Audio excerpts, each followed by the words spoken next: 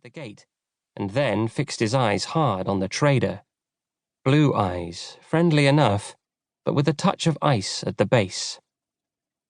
"I'm not particularly interested," the trader said frankly, "but that is not always a wise admission to make to a king about to take a war trail." Cadal's blue eyes looked amused, and he toyed with the heavy gold and red enamel bracelet that he wore high up on his arm, turning it round and round with one massive hand. "So it is all one to you, this making of wars?" "Unless I happen to be caught in the middle when it starts," the trader said. "Whoever wins, they will still need to buy, and I will still have goods to sell. I told you, we are not a tribe folk, my family. I would not like Rome to win, though," he added thoughtfully. "They buy readily enough, but are less inclined toward the paying for it." Cadal gave a sharp bark of amusement. "Then look you that you do not be selling the Roman kind anything you should not."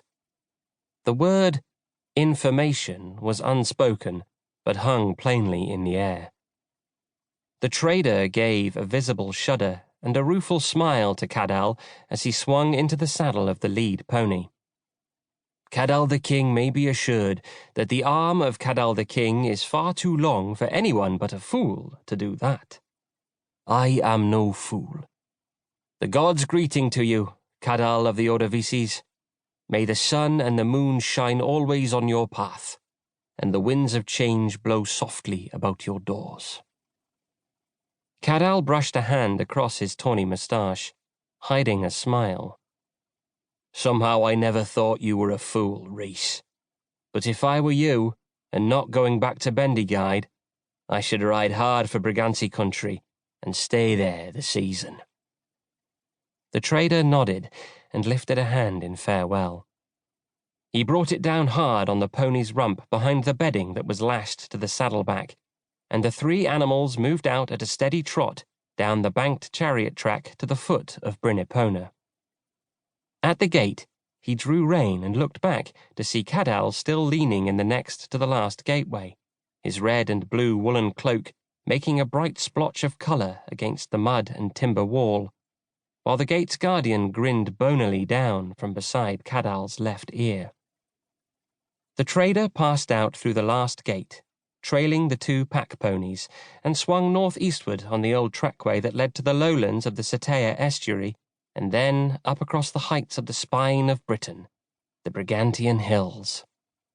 He would double back later, when he had put enough distance between himself and Bryn Epona.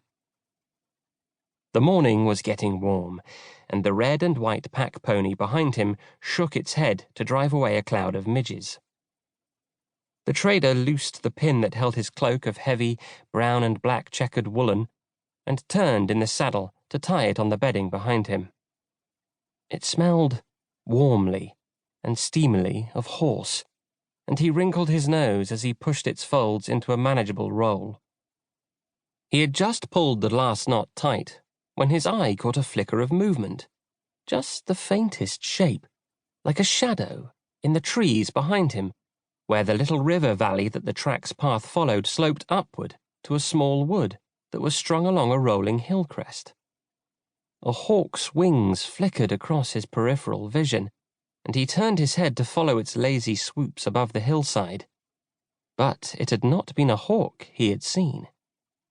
He swung his eyes back, and it came again, the faintest hint of movement under the trees. He caught a flash of pale skin and a glint of light from something at chest height. He narrowed his eyes, and the shape in the trees froze. There was a rattle of pebbles and a furious voice, and a chariot came careening down the slope on the other side of the little stream bed. "Rhys!" The trader swung around in the saddle and looked across the stream. 3 of Cadal's warriors and their chariot drivers were splashing across the ford with their hounds beside them.